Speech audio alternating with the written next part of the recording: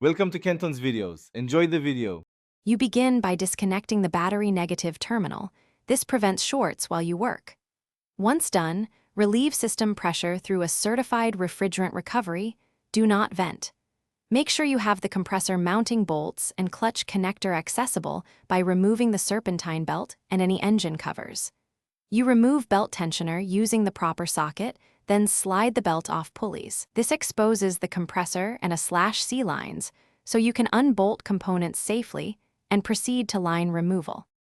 You now label every connector and hose to avoid guessing later, because correct routing matters for clutch and pressure sensor function.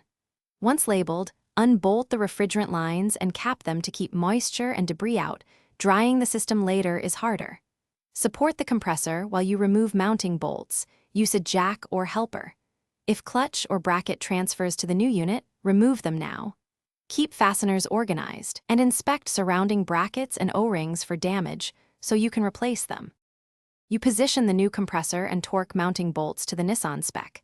This prevents leaks and misalignment. Once mounted, transfer the clutch or bracket if needed. Install new O-rings lightly lubricated with the specified PAG oil so they seal properly.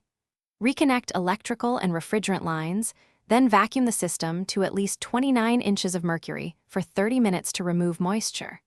After holding vacuum, recharge to the exact refrigerant charge, run the engine, and verify cooling.